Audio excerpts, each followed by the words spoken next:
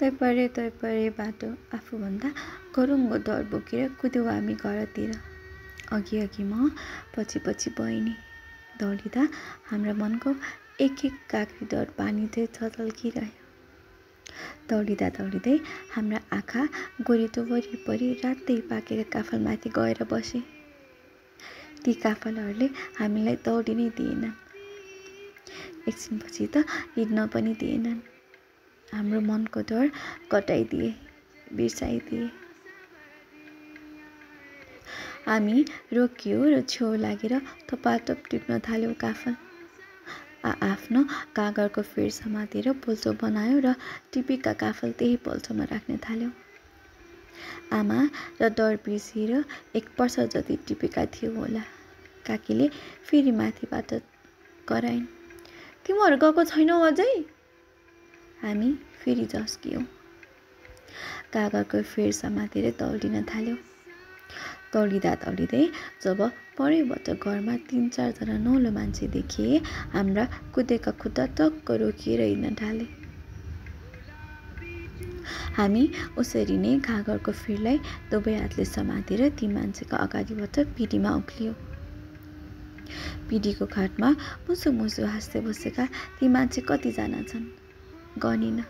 तिनका अनुहार कस्ता छन् हेरिन। अनुहार हेर्न खोज्दा अनुहारभन्दा पहिला कसैको मोटा र लामा माथि गुम्रिएका हाम्रा हजुरबाका जस्ता जुङ्गा देखिए। कसैका बाहिर निस्किएका दाँत मात्र देखिए, कसैका पिर्लिक्क परेका आँखा देखिए। तर पुरै अनुहार कसैको पनि देखिन, हेरिन। त्यही आडमा रहेछिन् सानीमा पनि। हामीलाई देखेर हाँसिन्, हामी पनि हाँस्यौँ। तर ती नौला मान्छेले हाम्रो अनुहार तकेर मुसु हाँसेको जवाफ हामीले फर्काएनौँ। सानीमाको आडमा 12 हजुरबा हुनुहुन्छ। थाहै नपाएर हामी दुवै दिदी बहिनी ती नौला मान्छेको अगाडि एउटा हातले कागरको फेर समाउँदै पोल्चो बनाएर उभिएका रहेछौँ, जहाँ एकाएक पसर काफल थिए। नजिकै बोलाएर सानीमालाई दुवै आँखी बाउ एकै ठाउँमा खुम्चाउँदै हाम्रो घागर तल झार्दिन् र भनिन्, यसरी घागर उल्टाउनुहुन्छ? ए बा, ती नौला मान्छेले मेरो पिसाब फेर्ने ठाउँ देखेछन् कि क्या हो? अघि नै देखि आफ्नो गोप्य अङ्गको गोप्यता भङ्ग भइरहेको पनि थाहा पाएकी रहेनछु मैले त। यी नौला पाहुनाहरूले सबै देखे जस्तो छ। आफैसँग कुरा गर्दा म झस्किएँ। भुइँभरि पोखिए काफल। तिनले पनि यादै गरिनन् काफल पोखिन्छन् भन्ने, जसरी हामीले याद गरिनौँ हाम्रो पिसाब फेर्ने ठाउँ देखिँदैछ भन्ने। सानीमालाई खैकुन्नी के लाग्यो, मलाई भने मेरा मन पोखिए जस्तै लाग्यो। मेरा गोप्य अङ्ग देखिएका लाजका कारणले भन्दा काफल पोखिएका कारणले बढी चिन्तित भएँ म। त्यसपछि सानीमाले हामीलाई भित्र लिएर गइन्। भान्सातिरबाट च्वाई रोटीको बास्ना आयो। आमा भान्सामा खाजा पकाउँदै हुनुहुँदो रहेछ। हामी भान्सामा पुग्यौँ। ती नौला मान्छे भएर होला हामी आमाको गालीबाट बच्यौँ। रिसाएर मोटो बोलीमा यति मात्र भन्नुभयो, घर छोडेर कतै नजाऊ भने होइन मैले, जति भने नलाउने यिनीहरूलाई। हामीले गर्दै स्वीकार गर्दै आमाका आँखामा हेर्न नसकेर तल हेऱ्यौँ। धुलै लागेका आफ्नै खुट्टामा हेऱ्यौँ। सानीमाले हामी दुवैलाई फेरि सफा बनाइदिन्। भान्सामा छौँ। मैले बुझिनँ, बाहिरबाट आएर सानीमाले आमालाई सुटुक्क कुनी के भनिन्। आमाले बुझेर होला टाउको हल्लाउँदै 6वटा थालमा रोटी राख्नुभयो र भन्नुभयो, ल तिमीहरूले पालो यो बाहिर लर पाउनको लागि राखिदेऊ। नडराउ नि फेरि, बिस्तारै हिँडौ। हामीले घर नगएर ठुलो गल्ती गरेका थियौँ। तर आमाले गाली नगरिकन मिठो शैलीमा काम अराएको सुनेर बहिनी र मैले म पहिला लान्छु भनेर हानथाप गर्यौँ। आमाले भन्नुभयो, दुवैले सँगसँगै लैजाऊ। हामीले फटाफट थाल समायौँ। आमाले फेरि भन्नुभयो, दर हातले समाऊ नि फेरि। हामीले 3 खेप रोटी पुर्यायो र भान्सामा आमाको अगाडि उभियो। ठुलै काम फत्ते गरे चाहिँ आमाले भन्नुभयो, तिमीहरू माथि बर्दलीमा बसेर रोटी खाऊ, नबोलिकन खाऊ है। हामीलाई एउटै थालमा रोटी र तरकारी राखिदिनु भयो। बर्दलीमा बसेर खेल्दै खान थाल्यौँ। बा, हजुरआमा, सानीमा, आमाले ती 9 पाहुनाहरूसँग के कुरा गर्नुभयो हामीले याद गरेनौँ। खाजा खाएको केही समयपछि ती 9 पाहुनाहरू हाम्रो घरबाट दक्षिणतिर लागे। बा, हजुरबा, सानी आमा पनि चौतारासम्म पुगे जस्तो लाग्यो। वास्ता गरेनौँ। हामीले सोधेनौँ उहाँहरूलाई, भन्नु भएन उहाँहरूले पनि ती 9 पाहुना को हुन्। तिनका अनुहार सम्झिन खोजे सकिन। सोचे अब तिनीहरूलाई कति बाटोमा देखि भने पनि चिन्दिन होला। गाई लिएर साँझ घर फर्किँदा त घरमा अनौठो रमाइलो छ। रमाइलो उत्सव जस्तो, पर्व जस्तो। आफन्त र छिमेकीहरूको चहल पहल, लोग्ने मान्छेको भन्दा स्वास्नीहरूको चहल पहल धेरै छ। छक्कै परे म त। कोही दुना टपरी कास्दै, कोही डिकीमा पिठो कुट्दै, कोही मजुरीमा बसेर कसार पटार्दैछन्। भित्र भान्साबाट घिउको मिठो वासना आइरहेको छ। बाहिर अगानमा लोग्ने मान्छेहरू जग्गे बनाउँदैछन्। कसैलाई केही सोध्न सकिन। छक्क परेर हेरिरहे। चारैतिर हेरे, कतै देखिन आमालाई, देखिन बालाई पनि।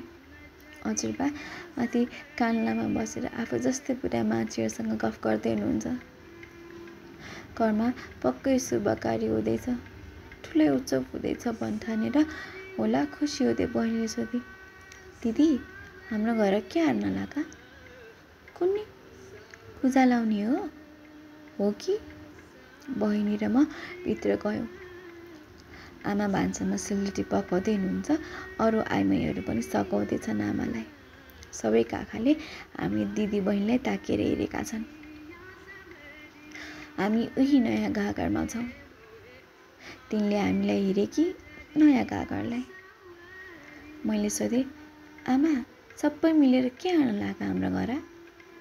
पूजा हार्न लाग नानी। म भन्दा धेरै फुरुक्क भए बहिनी, किनभने उसले भनेको ठ्याक्कै मिल्यो। म पनि फुरुक्क भएँ, किनभने पूजामा मिठो मिठो खाना पाइन्छ। सेलरोटीतिर देखाएर भने, आमा भोक लाग्यो।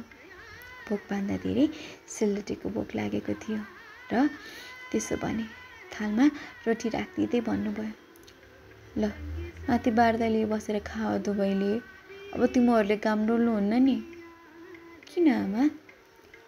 भगवान् रिसाउनुहुन्छ नि फेरि। मैले साथीहरूलाई बारदलीबाटै भने, हाम्रो घर पूजा छ, रोटी कसार्ने बनाउँदैछन्। तिनले त्रोसित हुँदै भने, हामीलाई खान दिन्न हौ। लुकाई लुकाई साथीहरूलाई मैले रोटी कसारिदिएँ। तिनीहरू उत्पात खुसी भए। साथीहरूमध्ये सबैभन्दा जाति म नै भए। भोलिपल्ट आमाले हामी दुवै दिदी बहिनीलाई फेरि नुहाइदिनु भयो। मैले भने, अस्ति भर्खर नुहाएको होइन र फेरि किन अझै नुहाउनु? पूजा नुहाउनु पर्छ क्या, चोखो हुनु परेन? भगवान् रिसाउनुहुन्छ नि फेरि। बहिनीले भने, नाइ म त। आमाले सम्झनु भयो, तैँले नि भगवान्को पूजा गर्नुपर्छ, पूजा गर्न चोखो हुनुपर्छ नि। किन पूजा गर्ने आमा? पूजा गरेपछि भगवान्ले तिमीहरूलाई राम्रो हुनुहुन्छ, वरदान दिनुहुन्छ। बहिनी नुहाउन तयार भई। पूजा हो भन्ने कुरामा मैले शङ्का गरिनँ, किनभने बाआमाले भनेका कुरा कहिले झुटो हुँदैनन्। उहाँहरूका कुरालाई आँखा चिम्लिएर पत्याउनुपर्छ भन्ने मेरो रगतमा लेखिएको छ। बाले पनि आमाले चाहिँ बेला बेला बुझाउनुहुन्छ यस्ता कुरा। कडुवा तेल हालेर आमाले कपाल कोरिदिनु भयो। आमाले एकचुल्टो मात्रै बाटिदिनु भएको थाहा पाएर मैले भने, आमा 2 चुल्टी। आमाले बुझाउनु भयो, भगवान्को पूजा गर्दा 2 चुल्टी बाट्नुहुन्न नि, 1 चुल्टी मात्र बाट्नुपर्छ। किन आमा? भगवान्लाई 2 चुल्टी बाटेको मन पर्दैन? मैले बुझे चाहिँ टक्क हल्लाएँ। आमाले रातो डोरी लागेर कपालमा एक चुल्ची बाँधिदिनु भयो। सानीमा र काकीहरू पनि सँगै छन् तलामा। उनीहरूले रातो बुट्टे साडी चोलो लगाइदिए। त्यस्तो कहिले लगाएकी थिइनँ। हामी दुवै दिदीबहिनीले लगाइदिनुभन्दा केही समय पहिले गुन्यो चोलो दिएका थिए। मैले खुसी हुँदै सोधेँ, पूजाआर्दा यस्तो साडी चोलो लाउनुपर्छ हो? कसरी जाने कि हो? तिमी त कस्तो बाठी रहेछौ नि। म आफू बाठी भएकोमा खुब खुसी भएँ। मलाई सानीमाले काखमा लिइन्, बहिनीलाई काकीले के हो के लगाइदिए, सिगारिदिए। आफैले चिन्न नसक्ने जस्तै भए, दुलै जस्तै भए। सानीमाले सिनमुन्द्री टुङ्ग्री पनि लगाएकी छन्। मैले ती देखाएर भने, यस्ता लाउनु पर्दैन? ढुङ्ग्री सिनमुन्द्री लाउन ठाउँ नै छेडेको छैनौ तिम्रो? कहिले छिन्नी नि? भोलि पर्सि छिन्नी अनि लाउने है। त्यति बेलासम्म तिम्रा कान नै ठुला भइसक्छन्। म ज्ञानी भएँ। यति ज्ञानी त म कहिले भएकी थिइनँ, किनभने यति धेरै गहना र श्रृङ्गार यस्ता लुगा कहिले लगाउन पाएकी थिइनँ। सबैभन्दा बढी यस्ता गहना र लुगा लगाउन पाएर खुसी भएँ।